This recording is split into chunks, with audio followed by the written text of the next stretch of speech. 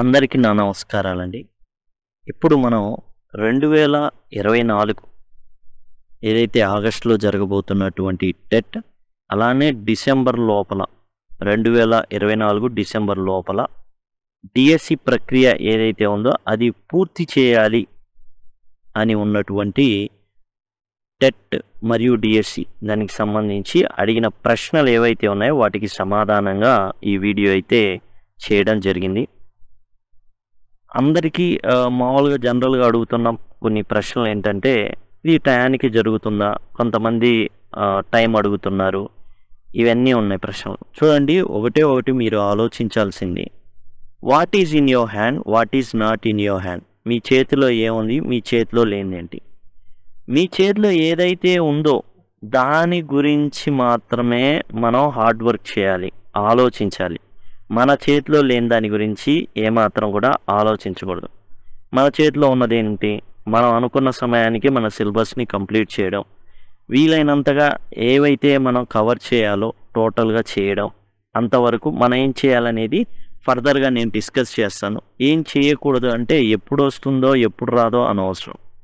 కేవలం దానికోసమే కూర్చోవడం అంటే ప్రిపరేషన్ అనేది మనకు కంప్లీట్ అవ్వాలి, అది మెయిన్.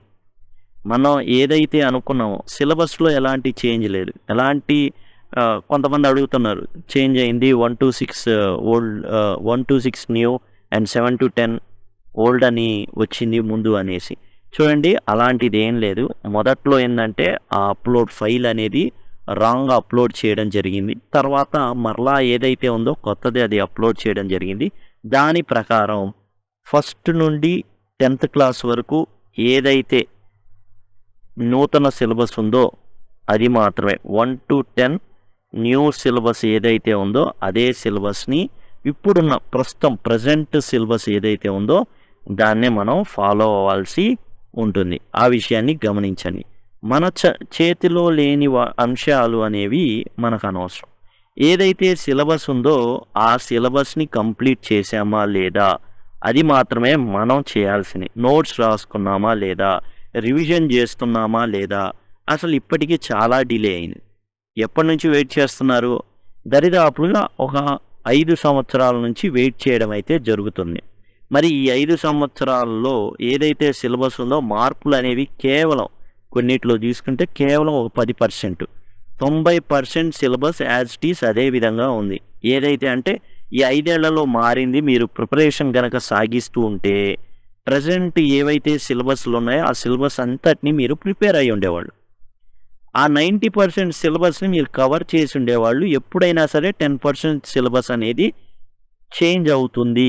ఏదైనా వాటిని ఇప్పుడు చూసామనుకో 10th మారింది, అది చేంజ్ అవుతుంది. ఆ 10% అది మీరు ఏం చేసేవాళ్ళు, యాడ్ చేసుకునేవాళ్ళు, ప్రిపేర్ అయ్యేవాళ్ళు, చాలా ధైర్యంగా ఉండేవాళ్ళు. మన చేతిలో ఏముంది అనే దాన్ని వదిలేసి మన చేతిలో లేని దానికోసం ఎక్కువగా ఆరాటపడడం వల్ల చాలా ప్రాబ్లమ్స్ అనేవి జనరేట్ అవుతాయి. అండ్ మనకున్నటువంటి సమయాన్ని మనం కోల్పోతాం. తర్వాత మనం నెగిటివ్ థింకింగ్లోకి జారిపోతాం. మన చేతిలో లేదది. కాబట్టి అలాంటి విషయాలు అనవసరం. ఎప్పుడు జరుగుతుంది కాదు, మనం ఎప్పుడు కంప్లీట్ చేస్తాం అనే విషయాన్ని మాత్రమే గమనించండి. ఆ తర్వాత విషయం ఏంటంటే, ఫస్ట్ అండ్ ఫార్మోస్ట్ ఎప్పుడైనా సరే టెక్స్ట్ బుక్స్ మాత్రమే చదవండి, వేరే మెటీరియల్ వద్దు. టెక్స్ట్ బుక్ను వదిలి మీరు వేరే మెటీరియల్ వెళ్తున్నారంటే విజయం నుంచి దూరంగా మీరు వెళ్తున్నట్టు. ఏదైనా సరే text book orient. 90% of the questions మీకు టెక్స్ట్ బుక్స్ నుంచే రావడం జరుగుతుంది.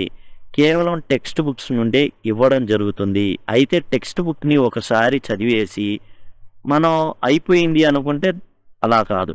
ఒకసారి అన్నం తినేసి జీవితాంతం వదిలేస్తే ఎట్లా? కుదరదు. ఇది మన జీవితం మొత్తానికి కూడు పెట్టేటటువంటి ప్రక్రియ, మన జీవితాంతం వరకు.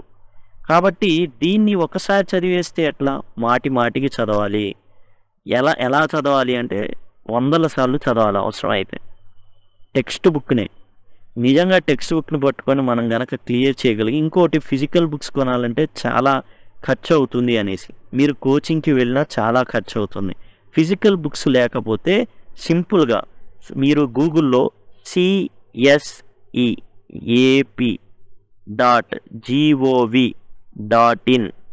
అనేసి టెక్స్ట్ బుక్స్ అని కనుక గూగుల్లో సెర్చ్ చేస్తే మీకు గవర్నమెంట్ వెబ్సైట్ ఫ్రీగా అందిస్తుంది టెక్స్ట్ బుక్స్ అన్నిటినీ. మీ దగ్గర మొబైల్ ఉంటే మొబైల్లో చూసుకుంటా చదవచ్చు, లేదు ట్యాబ్ ఏదైనా ఉంటే దాంట్లో చూసుకొని చదవచ్చు. మీకు ఎటు మొబైల్స్ ఉంటాయి కాబట్టి మొబైల్స్లో ఆ బుక్స్ డౌన్లోడ్ చేసుకొని ఒక్కొక్కటి వరుసగా డౌన్లోడ్ చేసుకుంటూ చదువుకుంటూ నోట్స్ అనేది కంపల్సరీ ప్రిపేర్ అవ్వాలి. నోట్స్కి చాలా ప్రాముఖ్యత ఉంటుందండి. మీకు చిన్న విషయం చెప్తాను. మనం ఎంత దూరం పరిగెత్తాం కదా, మళ్ళీ రిటర్న్ అవ్వాలి. రాజుగారు చెప్తారు, నువ్వు ఎంత దూరం పరిగెడితే అదే నీ స్థలం, అయితే సూర్యాస్తమయంలోగా నువ్వు రిటర్న్ అవ్వాలని. అతను పరిగెడతానే ఉంటాడు. అయ్యో సూర్యుడు అస్తమించిపోతున్నాం, మళ్ళీ రిటర్న్ పరిగెడుతూ చచ్చిపోతాడు. అతనికి భూమి ఎలా ఉంటుంది, టోటల్ పరిగెత్తి మళ్ళీ రిటర్న్ రావాలి. అలా మనం ఎప్పుడు రిటర్న్ వస్తూ ఉండాలి, అంటే రివైజ్ చేస్తూ ఉండాలి, నోట్స్ రాసుకోవాలి. ఊరిక చదువుకుంటా పోతే కాదు. చూడండి, జనరల్గా ఇప్పుడు నేనైతే కొన్ని వందల సినిమాలు చూస్తుంటా, ఒక్కొక్కసారి చూస్తుంటా. మనం ప్రేక్షకులు అవుతామండి. అదే ఒక్క సినిమాని 100 సార్లు చూశారనుకోండి, డైరెక్టర్ అవుతారు. అర్థమైందా? ఇప్పుడు మనం 100 పుస్తకాలను ఒక్కొక్కసారి చదువుకుంటా వెళ్ళిపోయాం అనుకోండి, దానివల్ల సక్సెస్ రాదు. జస్ట్ మనం పుస్తక ప్రియులు అవుతాం అంతే. అదే మీరు టెక్స్ట్ బుక్స్ని ఒకదాన్నే 100 సార్లు 100 సార్లు అంటున్నా అంటే దాని అర్థం ఏంటంటే అన్లిమిటెడ్ టైమ్స్ మీరు టెక్స్ట్ బుక్కే స్టిక్ అవ్వాలి. 90% ఆఫ్ క్వశ్చన్స్ మీకు అక్కడ వస్తున్నప్పుడు మీరు కనుక మీ ఎగ్జామ్లో 80% స్కోర్ చేస్తే పక్కా జాబ్, మీరు స్టేట్ ఫస్ట్ ర్యాంకర్ కూడా అవుతారు. 80 నుంచి 84, 80 ఇంతవరకు మీరు ఎప్పుడైనా చూసుకోండి. స్టేట్ ఫస్ట్ ర్యాంకర్ 80%కి మించి లేదా 82 అంతే. 82% కనుక మీకు వచ్చినట్లయితే you will be topper, state వైడ్లో టాపర్ అవుతారు మీరు. మరి అవన్నీ వదిలేసి 90% మీకు టెక్స్ట్ బుక్ నుంచే వస్తున్నాయి. అయితే చాలామంది ఏంటంటే ఇండైరెక్ట్గా ప్రశ్న అడిగితే రాయలేనటువంటి పరిస్థితి. అది ఎందుకు వస్తుంది అంటే మనం రివిజన్ చేయకపోవడం వల్ల. 2012లో సోషల్ ఒక బిట్ అడిగారండి. అది టెక్స్ట్ బుక్లో ఎలా ఉంది, ఎలా వచ్చింది ఆ ప్రశ్న అనేది చెప్తాను. కంటెంట్ సేమ్గా ఉంటుంది కానీ క్వశ్చన్స్ అడిగే విధానం డిఫరెంట్గా ఉంటుందండి. అది మనం గమనించాలి. సోషల్ టెక్స్ట్ బుక్లో పీ వేవ్స్, ఎస్ వేవ్స్ అని 2 రకాల వేవ్స్ ఉంటాయండి. దాని గురించి టెక్స్ట్ బుక్లో ఏం అడిగారు, దానికి ప్రశ్న ఎలా వచ్చిందో చూద్దాం. చూడండి, P waves travel through solid and liquid అని ఉంటుంది టెక్స్ట్ బుక్లో మనం చదివినప్పుడు ఇదండి. దీన్ని మనం నోట్స్లో రాసుకున్నాం. టెక్స్ట్ బుక్లో చదివాం. పీ వేవ్స్ అనేవి సాలిడ్ అండ్ లిక్విడ్లో ట్రావెల్ చేస్తాయి. ఎస్ వేవ్స్ అనేది ఓన్లీ సాలిడ్లోనే ప్రయాణిస్తాయి, లిక్విడ్లో ప్రయాణం చేయవు. డు నాట్ ట్రావెల్ త్రూ లిక్విడ్లో ఎస్ వేవ్స్ అనేవి ట్రావెల్ చేయవు. పీ వేవ్స్ మాత్రం రెండిట్లో వెళ్తే ఎస్ వేవ్స్ ఏం చేస్తాయి, లిక్విడ్లోకి ట్రావెల్ చేయవు. ఇదండి టెక్స్ట్ బుక్లో ఉన్నది. దీన్ని మనం నోట్స్లో రాసుకున్నాం. ఎందుకు రాసుకున్నాం, గుర్తుండాలి కాబట్టి. ఇప్పుడే కన్ఫ్యూజ్ అయ్యాం. పీ వేవ్స్ ఎందులో ట్రావెల్ అవుతాయి, ఎస్ వేవ్స్ ఎందులో ట్రావెల్ అవుతాయి గుర్తుండదు కాబట్టి నోట్స్లో రాసుకున్నాం. పీ వేవ్స్ రెండిట్లో ట్రావెల్ అవుతాయి, ఎస్ లిక్విడ్లో ట్రావెల్ అవ్వదు. లిక్విడ్లో ట్రావెల్ అవ్వదు. కాబట్టి ఇది మనకు తెలిసినటువంటి సమాచారం. ప్రశ్న ఎలా ఇచ్చాడో చూడండి, ఇలా ఇచ్చాడు. చైనాలో భూకంపం వచ్చింది. అయితే పీ వేవ్స్, ఎస్ వేవ్స్ అనేవి జనరేట్ అయినాయి. అవి చాలా హై స్పీడ్స్తో ట్రావెల్ అవుతున్నాయి. Which of the waves hit the Arctic first? ఈ రెండిట్లో అంటే ఇంతే స్పీడ్స్ కూడా ఇచ్చాడు. 150 km/h అనో 200 km/h అని అట్లా ఇచ్చాడు. ఇచ్చేసి వీటిలో ఆర్కిటిక్లో అయితే ప్రశ్న ఏమి ఇచ్చాడంటే పీ వేవ్స్ అనేవి కొన్ని కిలోమీటర్ల వేగంతో వెళ్తున్నాయి, ఎస్ వేవ్స్ అనేవి ఇంకొన్ని ఎక్కువగా చాలా ఫాస్ట్గా వెళ్తున్నాయని ఇచ్చేశారు. ఏది ముందు ఆర్కిటిక్ని ముందు చేరుతుందని, ఎస్ వేవ్సా, పీ వేవ్సా, పీ అండ్ ఎస్ వేవ్సా, బోత్ డు నాట్ రీచా? యాక్చువల్గా ఇది ప్రశ్న. దీన్ని ఎట్లా రాస్తాం, ఆర్కిటిక్ ఖండాన్ని టచ్ చేయాలి. దీన్ని ఎలా రాస్తాం, చైనాలో జరిగింది, వేగాలు ఇచ్చారు అండ్ ఆర్కిటిక్ని ఏది టచ్ చేస్తుంది? ఇది టెక్స్ట్ బుక్లో లేదు. లేదు. కానీ మనకు తెలిసిన ఇన్ఫర్మేషన్ ఏమిటి అనేది ఆలోచించాలి. అది ఆలోచించగా అప్లికేషన్ మెథడ్ అసలు లేదు. ఇది టెక్స్ట్ బుక్లో అవుట్ ఆఫ్ సిలబస్ అనేది చెప్పేయడం సరే. చాలా చిన్న లాజిక్ని ఉపయోగించుకోకపోతే ఎట్లా? ఇప్పుడు పీ వేవ్స్ ఉన్నాయండి. పీ వేవ్స్ అనేవి సాలిడ్ లిక్విడ్లోకి వెళ్తాయి. ఎస్ అనేది లిక్విడ్లో ట్రావెల్ చేయలేదు.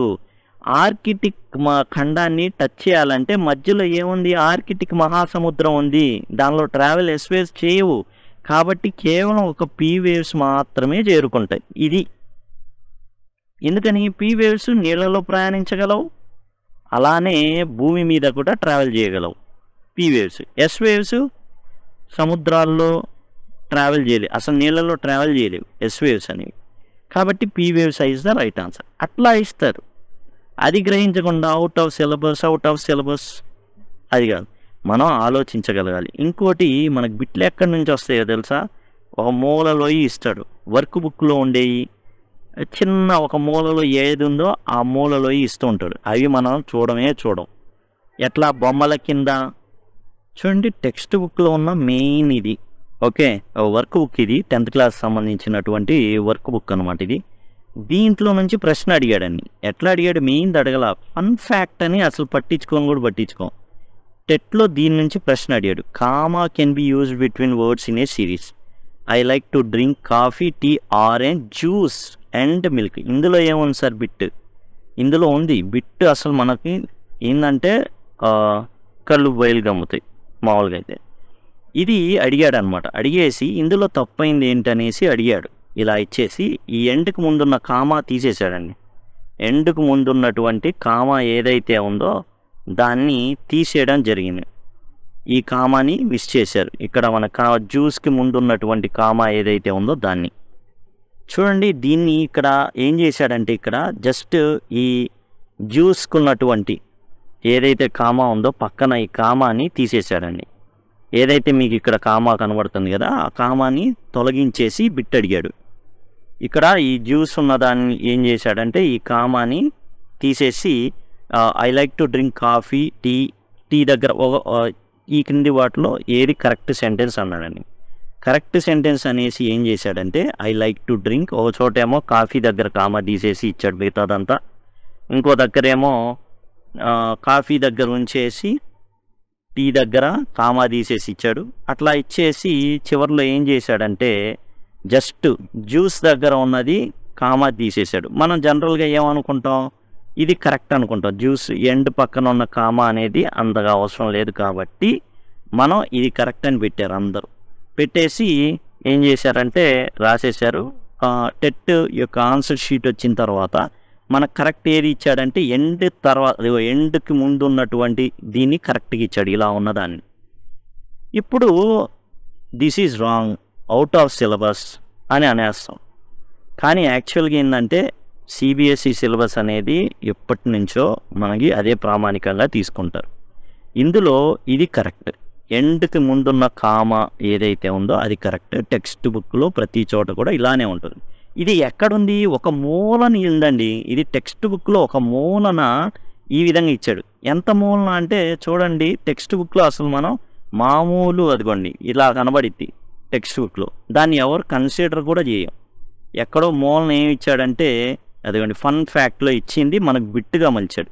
ఈ విధంగా ఇవ్వడం అయితే జరుగుతుంది, అది గమనించుకోవాలి. అందుకు చదవాలి టెక్స్ట్ బుక్స్. మన చేతిలో ఉన్నది ఏంటి?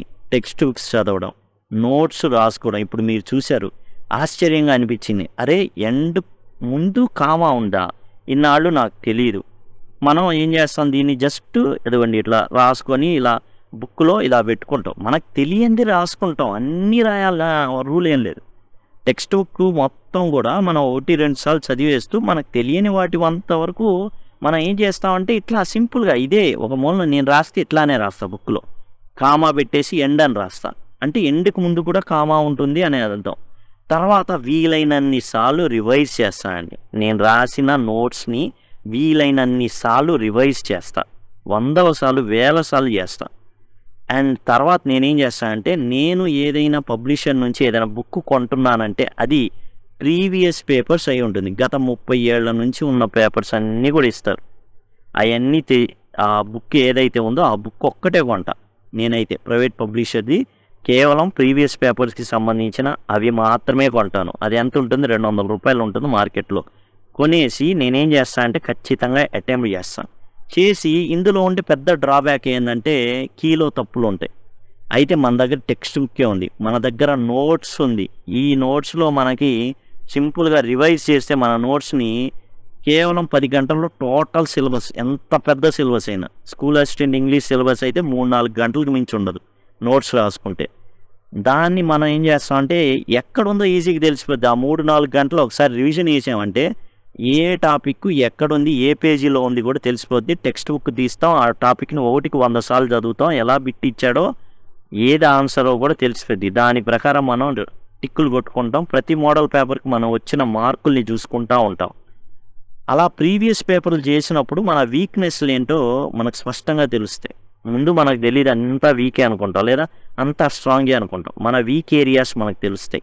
ఆ వీక్ ఏరియాస్ ఏవైతే ఉన్నాయో ఆ టెక్స్ట్ బుక్లో ఆ వీక్ ఏరియాస్లో ఉన్న టాపిక్స్ ఏంటో ఆ టాపిక్స్ని మనం పేజ్ నెంబర్స్ రాసుకొని వాటిని చదువుతూ ఉంటాం. వాటికి స్పెషల్గా మళ్ళీ ఒక బుక్ పెట్టేసి నోట్స్ అనేది రాసుకుంటాం. రాసేసుకొని దాన్ని బాగా రివిజన్ చేస్తుంటాం. ఎలాంటి ప్రశ్నలు వచ్చినా కానీ మనం సిద్ధంగా ఉండడానికి ప్రయత్నిస్తాం. ప్రతిరోజు మనం ఇంప్రూవ్ అవుతూనే ఉంటాం. దానికి సంబంధించిన రిలేటెడ్ టాపిక్స్ ఎక్కడెక్కడ ఉన్నాయి టెక్స్ట్ బుక్స్లో. తెలుగు అకాడమీ ఇప్పుడు మనకు వచ్చేసి సిబిఎస్ఈ టెక్స్ట్ బుక్స్ ఉన్నాయి. ఇంగ్లీష్కి వచ్చేసి మనం చూసినట్లయితే 1 to 5 బ్లోజమ్స్ ఉన్నాయి. అండ్ 6th నుంచి 10th వరకు సిబిఎస్ఈ టెక్స్ట్ బుక్స్ ఉన్నాయి. మనకి సైకాలజీ కానివ్వండి, లేకపోతే ఇంకా ఏవైతే ఉన్నాయో మిగతా అన్నీ కూడా తెలుగు అకాడమీ వాళ్ళవి ఉంటాయి. కాబట్టి ఆ బుక్స్ని మాత్రమే మనం కన్సిడర్ చేస్తాం. ఇంకో డౌట్ అడుగుతున్నది ఏంటంటే సైకాలజీ గురించిన ప్రశ్న అడుగుతున్నారండి. సైకాలజీకి సంబంధించి ఇప్పుడు తెలుగు అకాడమీలో తెలుగులో ఉంటుంది కదా, మరి ఇంగ్లీష్లో ఎలా చదువుకోవాలి? దీనికి ఏంటంటే తెలుగు అకాడమీ పుస్తకాలనే చదువుకోవడం. తెలుగు అకాడమీయే చదివేసుకొని ఏం చేయాలంటే ఇప్పుడు సపోజ్ దీంట్లో మూర్తిమత్వం అని ఉంటుందండి. మూర్తిమత్వం అని ఉంటుంది. అయితే బ్రాకెట్లో ఏం చేస్తా అంటే పర్సనాలిటీ అని రాస్తారు తెలుగు అకాడమీ టెక్స్ట్ బుక్లో. వేరే ప్రైవేట్ పబ్లిషర్స్ కాదు.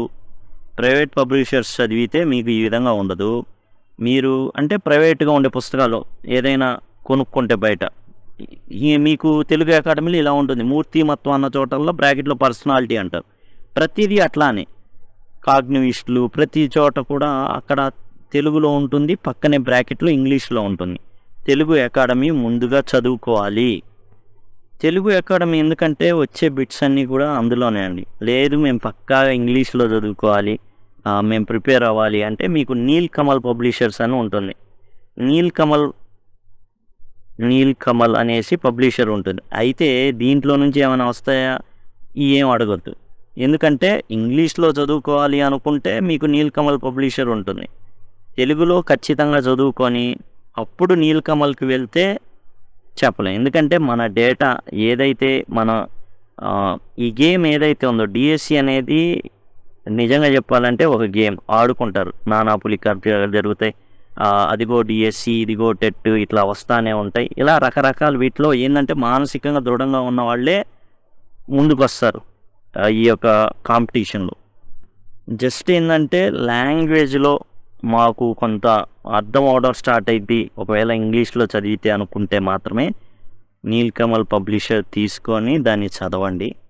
తెలుగు అకాడమీ చదివితే అందులో నుంచే ప్రశ్నలు వస్తాయి. అయితే ఎలా అర్థం చేసుకోవాలి ఇంగ్లీష్లో అని మీకు గనక అనుమానం వస్తే అది పరిస్థితి. ఏదంటే మూర్తిమత్వం అంటే బ్రాకెట్లో అలా పర్సనాలిటీ అలా ఇస్తూ ఉంటారు కాబట్టి మీకు అర్థమైపోతుంది ఇచ్చే ప్రశ్న అనేది. అండ్ కింద ఉండే వాటిలో లేదు మాకు ఇంగ్లీష్ అంటే నీల్ కమల్ పబ్లిషర్ అనే ఆప్షన్ అయితే ఉంటుంది.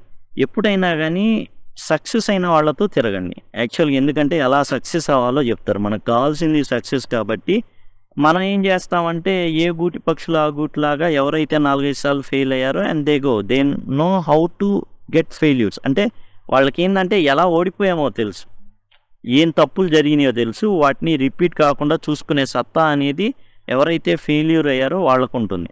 సక్సెస్ అయిన వ్యక్తుల్ని ఎప్పుడైతే మనం వెళ్ళి కలిసి మాట్లాడతామో అప్పుడు వాళ్ళు ఏంటంటే చెప్పి జాగ్రత్తగా విని ఏంటంటే కొంతమందికి కొన్ని సెట్ అవుతాయి. ఆ సెట్ అయినవి మన జీవితంలో ప్రభావం చూపిస్తాయి. కాబట్టి వాళ్ళు సక్సెస్ సాధించారు కాబట్టి సంవాటి తొక్కలే వచ్చిందిలే ఇట్లాంటివి వద్దు. అలాంటివి పెట్టుకోకుండా అభేష్టాలు మనం కూడా సక్సెస్ అవ్వడానికి కాబట్టి ఖచ్చితంగా వాళ్ళని దగ్గరగా ఎవరైతే రీసెంట్గా ఎవరైతే జాబ్లో జాయిన్ అయ్యారో ఎలా చేశారు ఏంటి అనేసి అడగండి. అదొకటి మనకేందంటే లాభం చేకూరుతుంది. నాకు జరిగింది అదే. నేను 1998లో ఎవరైతే సక్సెస్ సాధించారో వాళ్ళ దగ్గరికెళ్ళి తెలుసుకోవడం జరిగింది. So, I got the success like that. చిన్న చిన్న చిట్కాలే మనల్ని చాలా కరెక్ట్ వేలో దారి చూపిస్తాయి. ఎందుకంటే నేను కలిసి చెప్పినప్పుడు అంటే ఆయన చాలా అచీవ్ చేసి చానాళ్ళయింది. చాలా డిఫరెన్స్ ఉంది. అయినప్పటికి కూడా వెళ్ళి అసలు ఎక్కడ ప్రాబ్లం ఉంది నా ప్రిపరేషన్‌లో అని అడిగినప్పుడు, లేదు ఎలా ప్రిపేర్ అవ్వాలి అన్నప్పుడు ఆయన చెప్పింది ఏందంటే, ఇన్ని మార్గాలొద్దు. ఇప్పుడు ఒకే 2, 3 పడవల్లో కాళ్ళనేవి పెట్టొద్దు. ఒకే దాంట్లో ఉంటే ఉన్న టైం అనేది మనకు సరిపోతుంది. అందరూ ఏం చేస్తారు 4, 5 పడవల్లో కాళ్ళేస్తారు అండ్ ఏది వర్కౌట్ అవ్వదు. అలా కాకుండా ఒకటే గనక పెట్టుకుంటే మన సిలబస్ అంతా కవర్ అయిద్ది అని చెప్పిన ఒకే ఒక్క చిన్న లాజిక్ నాకు తగిలింది. సో, నేను ఒక్కటే గట్టిగా ట్రై చేద్దాం అనుకున్నాను. అది సక్సెస్ అయింది. అది అందరికీ అవ్వాలని రూల్ ఏమి ఉండదు. బట్ మనం ఎప్పుడైతే కలిసి మాట్లాడతామో కొన్ని విషయాలు మనకు అర్థమవుతాయి. నోట్స్ రాసుకునే తీరు ఇవన్నీ నేను మీకు డిస్కస్ చేశాను. అండ్ మీకు ఏవైతే అవన్నీ కూడా చక్కగా ఉపయోగపడతాయి వాళ్ళు ఇచ్చే సలహాలు, సూచనలు. చూడండి, మీకు మొత్తం pcvtet2020sgt.blogspot.com దీంట్లో నేను ప్రతిదీ కూడా మీకు ఇక్కడ ఇవ్వడం అయితే జరిగింది. ఏదైతే సిలబస్ ఉందో టోటల్ సిలబస్ అనేది కంప్లీట్ చేయడం జరిగింది. ఇక్కడ చూడండి, ఏపీడిఎస్సి ఉద్యోగ సాధనకి ఎలా చదవాలి, దీంట్లో నేను టోటల్ అన్ని విషయాలు కూడా డిస్కస్ చేయడం అయితే జరిగిందని, ప్రతి విషయం డిస్కస్ చేయడం జరిగింది. ఈ pcvtet2020sgt.blogspot.com ఇది చూసారా, ఇది మీకు చక్కగా ఉపయోగపడుతుంది. దీని ద్వారా ఎవరైతే ఎస్జిటి ప్రిపరేషన్లో ఉన్నారో ఎక్కడ ఏది చూడనక్కర్లా, టోటల్ సిలబస్తో సహా ప్రతిదీ ఇక్కడే అన్నీ పొందుపరచబడ్డాయి. వరుసగా సిలబస్ ప్రకారం ఎలా ఉందో అలా టెక్స్ట్ బుక్ వైజ్ మొత్తం టాపిక్ వైజ్ అన్నీ, ఈవెన్ ఏదంటే మెథడాలజీ కూడా ఇవ్వబడ్డాయి. అట్లానే స్కూల్ అసిస్టెంట్కి సంబంధించి pcvinglishessay.blogspot.com మీకు ఇక్కడ టోటల్ టెక్స్ట్ బుక్ వైజ్ అలానే టాపిక్ వైజ్ ప్రతిదీ కూడా డిస్కస్ చేయబడింది. అదిగోండి ఇక్కడ మొత్తం అన్నీ చెప్పబడ్డాయి. ప్రతిదీ టాపిక్ వైజ్ అన్నీ ఇవ్వబడ్డాయి అన్నమాట. ఇవి మీకు చాలా ఉపయోగపడతాయి. అండ్ టోటల్ స్కూల్ అసిస్టెంట్ ఇంగ్లీష్కి సంబంధించి ప్రతిదీ కూడా ఇందులో మీకు ఉంటుంది. మెథడాలజీతో సహా ప్రతిదీ ఇక్కడైతే ఇవ్వబడుతుంది. అండ్ 6th క్లాస్ అయితే 30 నిమిషాలే. అండ్ ఇక 10th క్లాస్ అయితే 1.5 గంట వీడియోనే. ఇవైతే టాపిక్ వైజ్ చేయబడ్డాయి. 7th, 8th, 9th క్లిక్ చేయగానే మీకు కనబడతాయి. అలానే 2024 ఫిబ్రవరిలో జరిగిన టెట్ ప్రశ్నాపత్రాలు ఏవైతే ఉన్నాయో అవన్నీ కూడా మీకు ఇక్కడ అదిగోండి అదిగోండి చూడండి, ఇక్కడ 2024 టెట్ పరీక్షా ప్రశ్నాపత్రాలు మొత్తం కూడా ఇక్కడ డిస్కస్ చేయడం. ఇది క్లిక్ చేయగానే మీకు ఈ విధంగా ఓపెన్ అవుతుంది. అదిగోండి ఈ విధంగా టోటల్ ఎన్ని ప్రశ్నాపత్రాలు అంటే ఎస్జిటి వాళ్ళకి సంబంధించి 8 క్వశ్చన్ పేపర్స్ ఉన్నాయండి. ఆ 8 క్వశ్చన్ పేపర్స్కి సంబంధించినటువంటి ఇంగ్లీషు వివరించబడ్డాయి. అట్లానే స్కూల్ అసిస్టెంట్కి సంబంధించి లేదా మిగతా ఎస్జిటిఏ లేదా ఎస్ఏ ఏదైతే ఉందో అవి కూడా 8 ఉన్నాయి. ఎస్ఏకి సంబంధించి అవి కూడా ఉపయోగపడతాయండి. ఎందుకంటే సేమ్ సిలబస్ కాబట్టి అవి మర్చిపోవద్దు. ఎస్ఏ కదా, ఎస్ఏ అయినా ఏముంది, ఒక్క వాళ్ళకి వచ్చేది ఏంటంటే ఇంటర్మీడియట్ వరకు ఉంటాయి, మీకు 10th వరకు ఉంటాయి ఎస్జిటి వాళ్ళకి. కాబట్టి ఉపయోగపడతాయి. చక్కగా ఇవన్నీ కూడా మీకు ప్రతిదీ ఉండేటట్లు బాగుంటుంది. అన్నీ మీకు తెలిసిపోతాయి. ఏదైతే గ్రామర్కి సంబంధించి అన్నీ ఉన్నాయో అన్నీ ఒకే చోట పొందుపరచబడడం వల్ల. ఇక బిట్లు ఇచ్చినప్పుడు చూడండి, తెలియకపోతే ఎలిమినేషన్ ప్రాసెస్ అనేది ఉంటుంది. ఏది కాదు అనేది మనం ఎలిమినేట్ చేసుకుంటా పోతే 50-50 ఛాన్స్ వస్తాయి. వాటిని టిక్ చేసుకొని మనం ఏంటంటే వీలైన కరెక్ట్ ఆన్సర్ని మనకు తెలియని వాటిలో 60 to 70% మనం ఈజీగా ఎలిమినేషన్ ప్రాసెస్ ద్వారా అచీవ్ చేయొచ్చండి. ఓకే, అన్నీ తెలియాలని రూల్ ఏం లేదు. కాకపోతే మనకు తెలిసినవన్నీ టకటక పెట్టుకుంటా పోతే ఎప్పుడైతే రివిజన్ చాలాసార్లు చేస్తామో ఆ రివిజన్ చేయడం వల్ల ఏంటంటే మనకు తెలిసిన బిట్లను అలా పెట్టేసుకుంటూ వెళ్ళిపోతాం. కొంత టైం మనకు దొరుకుతుంది. తెలియని వాటిని ఈజీగా మనం ఎలిమినేషన్ ద్వారా 50-50 వస్తాయి. అట్లా మనం ఏంటంటే సెలెక్ట్ చేసుకొని రాని వాటిల్లో కూడా 60-70% మనం కవర్ చేసేస్తాం. తర్వాత మీరు ఏం చేయాలంటే ఒక టార్గెట్ పెట్టుకోవాలి. నేను సిలబస్ ఈ టెక్స్ట్ బుక్ ఇన్ని చదవాలి లేదా రోజుకి ఇన్ని పేజీలు చదవాలి. అది మన ఓన్ ఎవరికి వారికి ఇండివిజువల్గా మనం పెట్టుకొని చదువుకుంటున్నాం. ఇదంతా మనం ఇది చదవడం నేర్చుకోవడం అనేదే మనకు పెద్ద ప్రాసెస్ అండి. ఇది ఎప్పుడో ఈ 5 ఏళ్ల టైంలో ఎవరైతే కంటిన్యూస్‌గా రోజుకు 10 నిమిషాలు చదివినా అతను లేదా ఆమె ఖచ్చితంగా చాలా అందరి ముందు వాళ్ళు సిలబస్ కంప్లీట్ చేసి ఉంటారు. రోజుకు 10 నిమిషాలే. మనం ఓ సీరియల్ చూసేంత టైం కూడా కాదు. యాడ్లు చూసేంత టైం కూడా కాదు అది. ఒక 10 నిమిషాలు గనక మనం ఈ 5 ఏళ్ళు కేటాయించుంటే ప్రతిరోజు మీరేంటంటే మీరు చూడండి 5 ఏళ్ల పాటు నేను ప్రతిరోజు ఒక వీడియో వేస్తానే ఉన్నాను 10 నిమిషాలది. చూడండి అవి ఎన్నయినాయి అండ్ వేస్తే 2000 వీడియోలు అయిపోయింది. చేసిందంతా రోజుకు 10 నిమిషాలే. మరి అట్లానే మీరు 10 నిమిషాలు ఈ 5 సంవత్సరాలు నోట్స్ రాసుకున్నాడు. అయ్యో ఈ జాబులు రావు, ఈ రావు, అవి రావు అని ఆలోచిస్తూనే ఉంటారు. ఒక్క 10 నిమిషాలు పెట్టుంటే మీరు పూర్తి నోట్స్ అన్నీ కంప్లీట్ చేసి ఉండేవాళ్ళుగా రోజుకు 10 నిమిషాలు పెట్టుంటే. కాబట్టి ఒకసారి గమనించుకోండి, ఇప్పుడైనా స్టార్ట్ చేయండి. ఇప్పుడేమో టైం లేదని బెంగ, అన్నీ వచ్చిన తర్వాత చేతులు ఎత్తేస్తాం. ఈ అన్ని విషయాల్ని నేను ముందే డిస్కస్ చేయడం జరిగింది. వీటిలో అంటే ఈ యొక్క బ్లాగ్స్లో నేనైతే ఎప్పుడో వీటన్నిటిని కూడా డిస్కస్ చేశాను. ఈ విషయాలన్నింటినీ కూడా మనకి పీసీవీ ఏదైతే ఉందో బ్లాగ్ చూడండి, pcv2020sgt.blogspot.comలో మీరు చూసినట్లయితే ఎలా సాధించాలి, ఉద్యోగ సాధనకి ఎలా చదవాలి, దీంట్లో ప్లేలిస్ట్ అనమాట ఓపెన్ అవుతుంది. అందులో అసలు ఎట్లా డిఎస్సి చదివేటప్పుడు ఎలా ఫీల్ అవుతాం, మన మిస్టేక్లు ఏంటి, ఏం తప్పులు జరుగుతాయి, ఇవన్నీ కూడా డిస్కస్ చేయడం అయితే జరిగింది.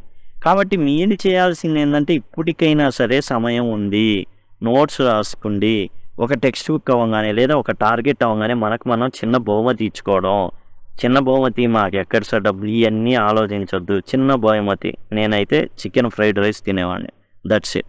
అది కాబట్టి టోటల్గా అంతా మీ చేతుల్లో ఉంది, దట్స్ ఇట్. కాబట్టి జాగ్రత్తగా మీ ప్రిపరేషన్ కొనసాగించి అందరూ సక్సెస్ సాధించాలని కోరుకుంటున్నాను. Thank you, thanks a lot.